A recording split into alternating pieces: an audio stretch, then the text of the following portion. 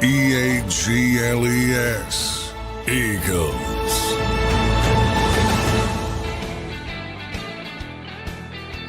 Welcome in, everybody, to a Thursday edition of Birds 365 here on JAKIB Sports. I'm your host, Zander Krause. That's my co-host, Johnny Mack, John McMullen. A big edition of the show today, post OTA, where Johnny Mack was down there at the NovaCare Complex.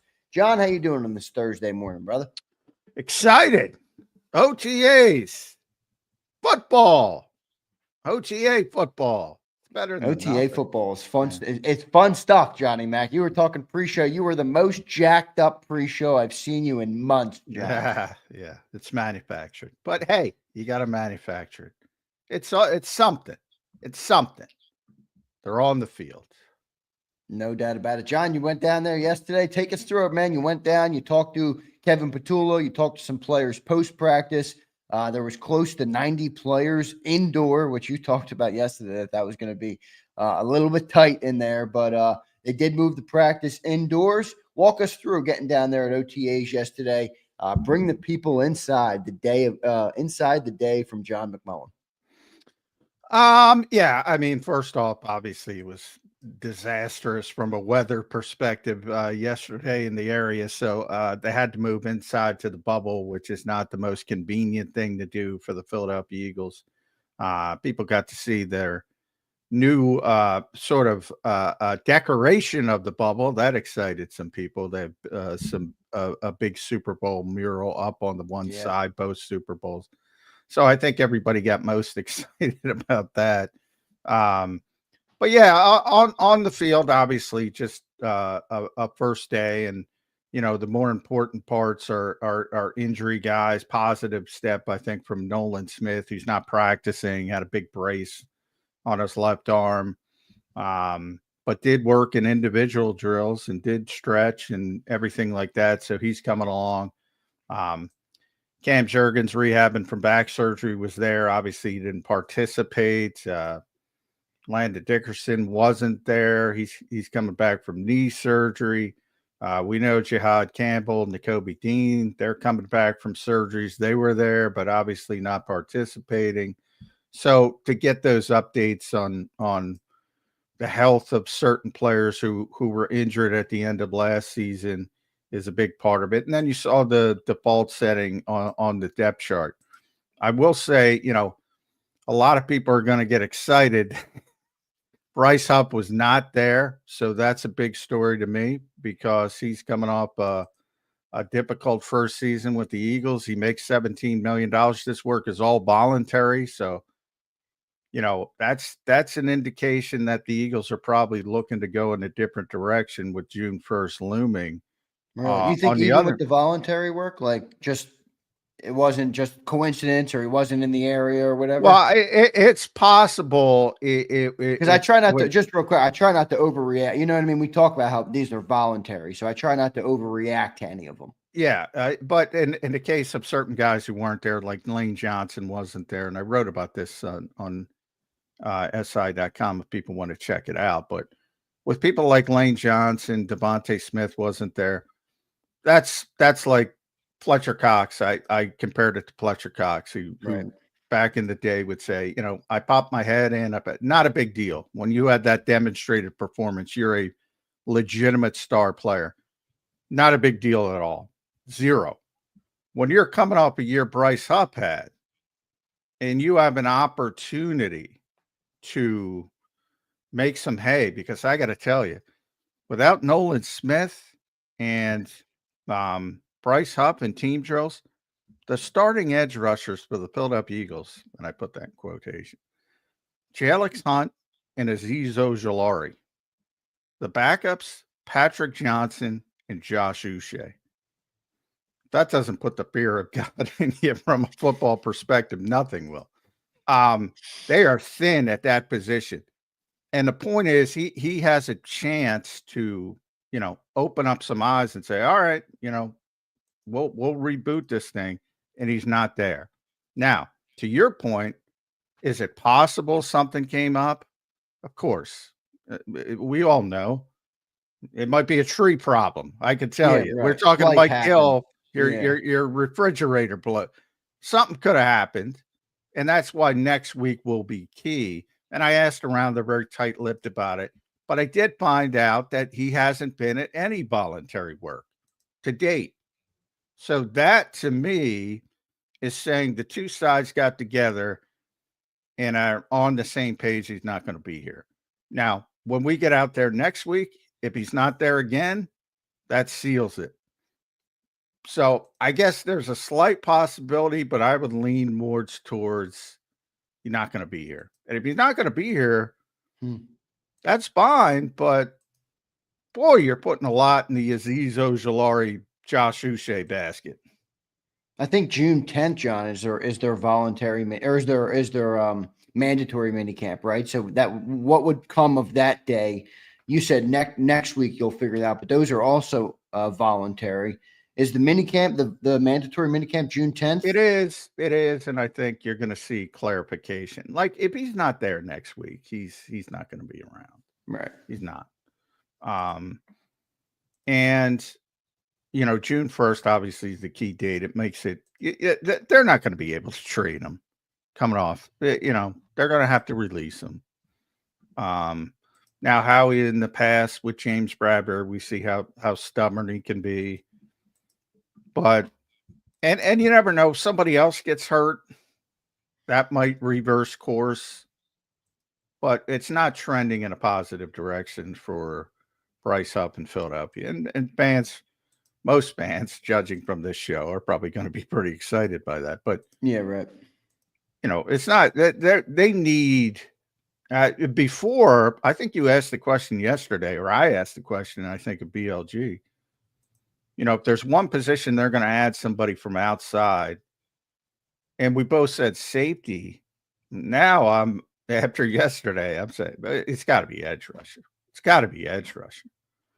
I mean, and that's with me counting on Nolan Smith not only getting back healthy, but performing at the level he played in the last 9 games last year, which is a very small sample size.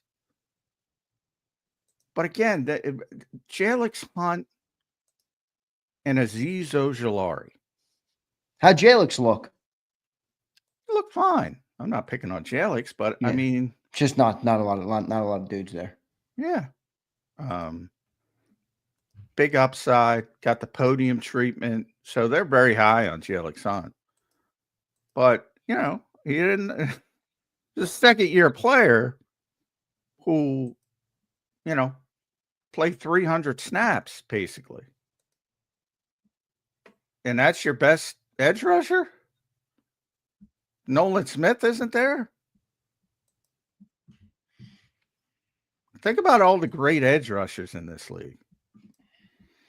Aiden Hutchinson, Myles Garrett, TJ Watt, Nick Bosa, Khalil Mack, Micah Parsons, Jared Verse now, Alex Highsmith. You got 2 on, you know, you think about TJ Watt and Alex Highsmith. You think about the teams with 2, Micah Parsons and the kid who got hurt.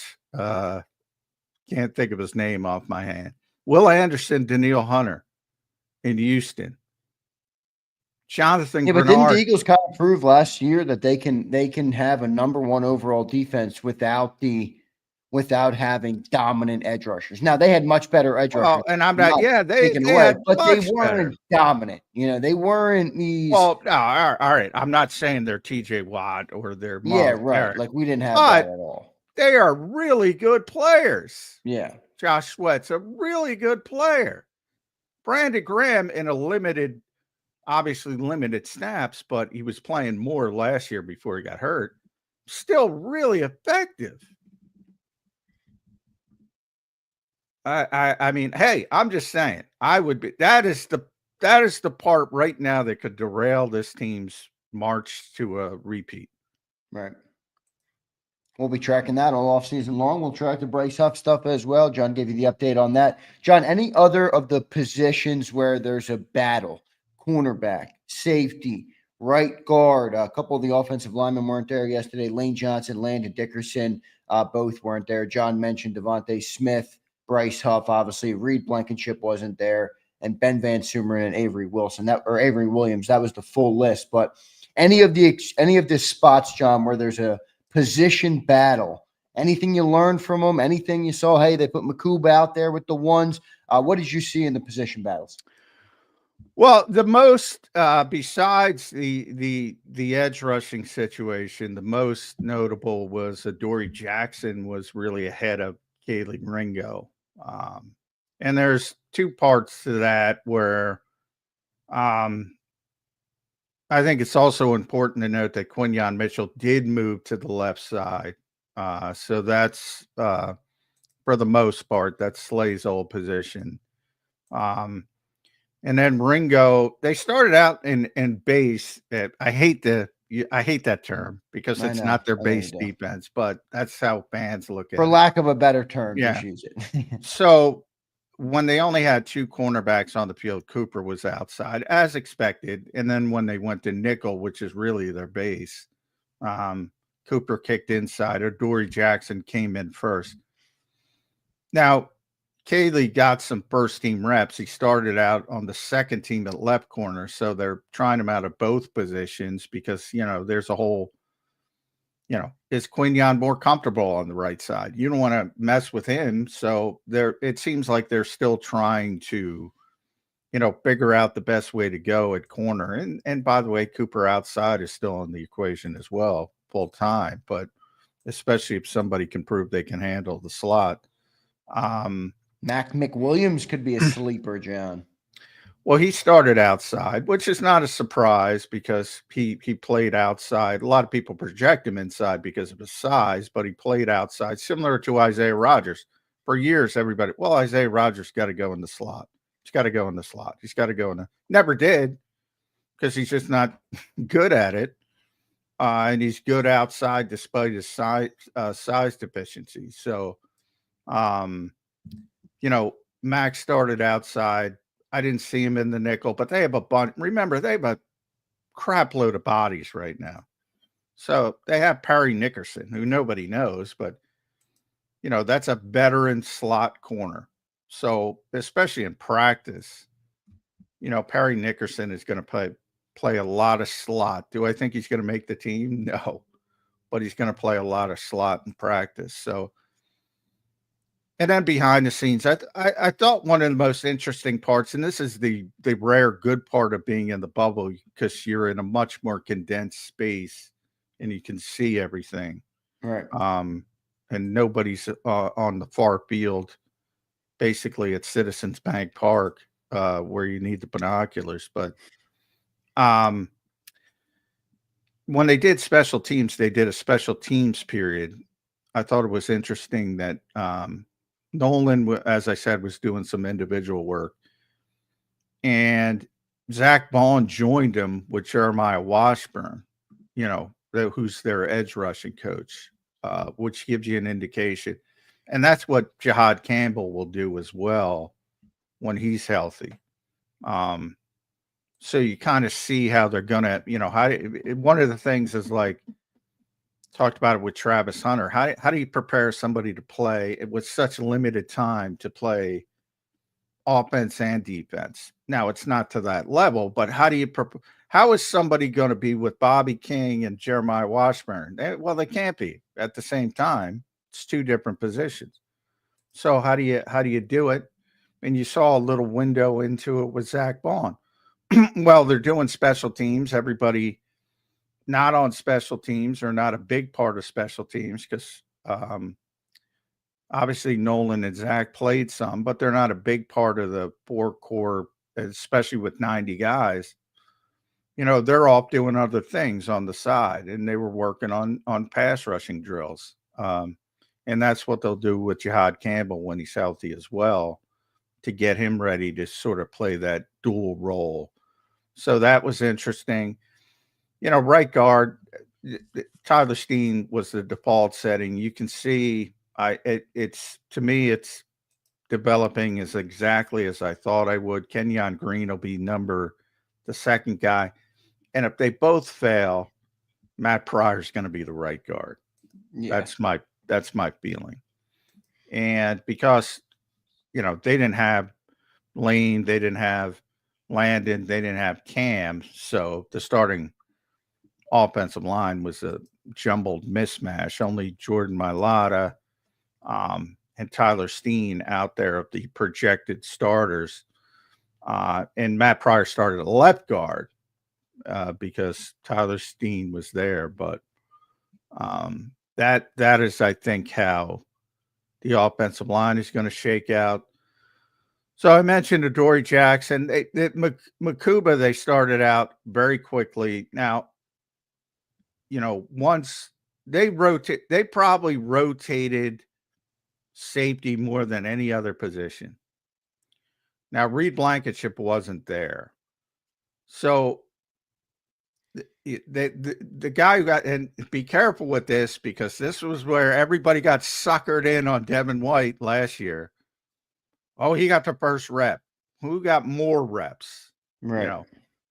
And Andrew Makuba, and by the end of it, Nakobe Dean was getting way more reps, but everybody, well, Devin White is, it's like, you got to focus on the right stuff. But Makuba got a ton of first team reps, but they gave everybody first team reps. It was Sidney Brown and Makuba to start. Tristan McCullum got first team reps. Andre Sam got first team reps. Lewis Seen got first team reps. And I had kind of shows you like where the condition of that room is after Reed Blankenship. Yeah. Well, same thing with edge rusher. Yeah. It's a little concerning. Bunch of guys. But clearly they want Makuba to move along quickly. However, when they did do 1 11 on 11 period. And when they went to 11 on 11, it was Tristan McCullum next to Sidney Brown. So no position did they rotate more than safety. Everybody got a chance. Is Tristan McCullum a sleeper to be a starter this year? He played last year, John, when Gardner Johnson wasn't in the game. It wasn't Sidney Brown. I know we talked about the injuries. I know all the context there, but any chance Tristan McCullum is a sleeper this year? A lot of things would go wrong if that were to happen. Reed's going to be, obviously Reed is going to be there. And he's been somewhat durable, a couple concussion issues, but so, and then it's going to be Sidney or Andrew Makuba. And if it's not them, but that means they failed, and that's not a good thing for the Philadelphia Eagles. John, Jalen Hurts, quarterback one. We didn't talk about him yet. What'd you see from Jalen Hurts yesterday at the first OTA open to the media? Yeah, he was fine. I thought he and Tanner McKee were both pretty sharp. Not a lot of reps for Dorian Thompson-Robinson, Kyle McCord, who, DTR started in front of McCord. So it was mainly Jalen and Tanner. Tanner threw it down the field a little bit more. He had the biggest play, a deep shot to undrafted rookie Darius Cooper. He also got Danny Gray on a nice double move. And most of the other stuff was underneath. Not a lot of incompletions, couple drops. Gray had one, I think. Colin Granson, for our Harrison Bryant fan, he had a drop, so that helps Harrison Bryant. But yeah, I thought both were pretty sharp. And I think, for Eagles fans that watch Kevin Patullo, I think they're going to be happy with Kevin Patullo because very good communicator, more open. I think he's more comfortable because he's close friends with Nick Sirianni. I think he's more comfortable. He does seem comfortable in the role. So he's going to be more honest, which I think resonates with fans. Kellen Moore is very guarded. Even Shane Steichen. It was phenomenal. Off camera. On camera, you couldn't get anything from him. So I think fans are going to be pretty happy with Kevin Patullo. Unless they start to struggle, then they don't like anybody. But I find it hard to believe that this team is going to struggle offensively. And Dallas Goedert looked great, by the way.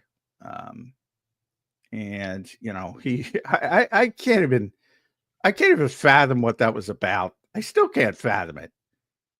Who cares? Pay the guy one more year. That's it. And ended up, they saved $4 million. But boy, people are talking about who's the most underrated Eagle. He never gets in that conversation because I think everybody knows he's a good player. But considering where he's at, I think he should be leading that conversation because he's just good. He's really good. We'll see how it shakes out there. A-Team checks in one super chat, then we're going to get to Ed Kratz joining the show here. Jason A-Team says, morning, JAKIB fam. Kind of worried about Nolan's injury, and do we know why Reed wasn't there? No one cares that Huff wasn't there. How you doing? Well, you should when you see the other edge rushers, but I digress. But Reed, nothing to worry about. Reed's in the category of he can pop his head in and out. He was recording an episode maybe of the Exciting Mike's podcast. No, Cooper was there, so that's right. not. But yeah, I wouldn't worry about Reed whatsoever. Nolan injury. Look, he tore his triceps in the Super Bowl. It's not a surprise. It's a good positive that he's out there already. He had a big brace on his left. He tore his triceps in February. Yeah, I think it's positive. Positive he's out there, man. That's a quick turnaround. Yeah. So no issues with Nolan from that perspective. But what I brought up, because Nolan was not in team drills, it showed you just how just the depth is really lacking at edge rusher. We'll see how it all shakes out. We do have Ed Kratz coming up here on Birds 365. Good opening takeaways from Johnny Mack. Ed Kratz, I'm sure, will have a list of his own takeaways from the first OTA. You guys will be back down there, next week, John? Tuesday or Wednesday next week? Is that what it is? Most likely Tuesday, but not official. And then they're back. The Eagles are off today. No OTA today. They'll be back for an OTA tomorrow Friday. On Football Friday, right? Closed OTA, not open to reporters, so. Closed, so John will not be there. Good stuff. Let's go to Ed Kratz now, joining us from SI.com. You can follow him on X at KratzE. He joins us right now. Ed, welcome to the show, man. How you doing on this Thursday morning? Hey, guys. Doing well. Yeah. Waiting for the sun to shine again. No sun for a while. The sun is never coming out again, Ed Kratz. That is clear. Yeah. How giddy were you to be at OTAs in the bubble yesterday? Boy, John, I was just, I couldn't stop smiling. That's how happy I was. Now, listen, I was glad. It's always nice to see the guys out on the field and you get to cover and you get to watch stuff. And, but it's step one of, 1,000 steps before this season starts. And, you got to kind of temper what you see with that, it's still the end of May and this team is on the field together for really the first time since the Super Bowl, and it's a